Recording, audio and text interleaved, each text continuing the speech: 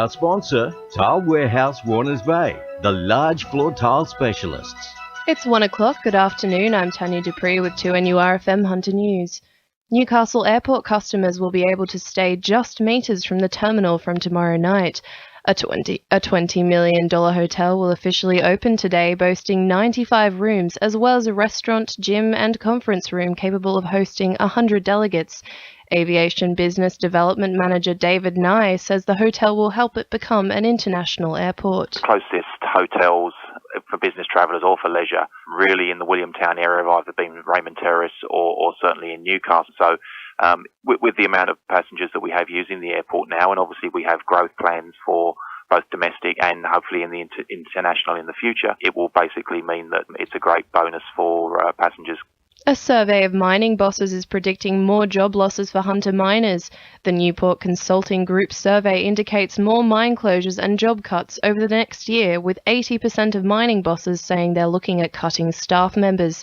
Newport Director David Hand says government should look at how the closures affect the wider community. Be keenly aware of the ramifications of a coal mine closing near a regional town in a state like New South Wales. Once it happens, it's very difficult to turn it round, and it has devastating impact on the economies of those towns. People leave town, unemployment goes up.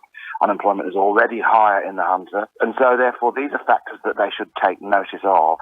Investment potential is climbing in Cessnock, having the cheapest housing market from a list of 10 of the best Australian holiday destinations. According to Finder.com, the median house price is $269,000, giving the area the cheapest house pricing from the list chosen by Real Travellers. Finder.com money expert Michelle Hutchison says the area should benefit from this analysis. It got the best investment for housing potential in any location on that list. It's obviously a really popular holiday spot, and with the appeal from an investment point of view, we think that it's really good news for the area. Motorists are being advised to take note of the changed traffic conditions on the Pacific Highway and Richardson Road roundabout at Raymond Terrace this Sunday. A reduced speed limit, lane closures and periodic detours will be in place at the roundabout, which may cause possible delays.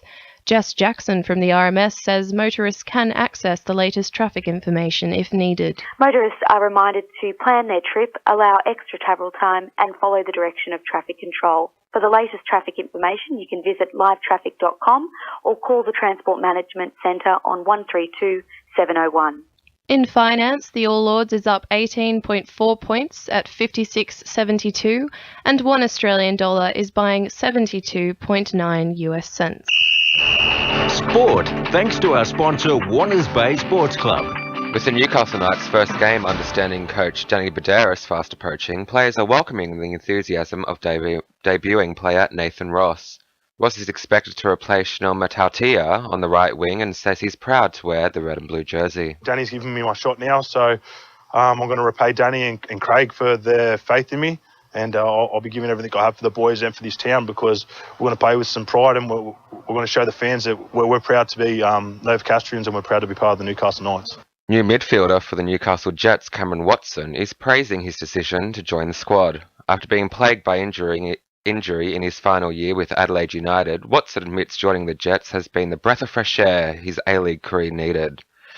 And in ice hockey, the Newcastle North Stars face their first match without leading goal scorer Luke Moffat this weekend when they clash with the Sydney Bears. That's sport. I'm Tom Birch. 2NURFM News Time is 1:04.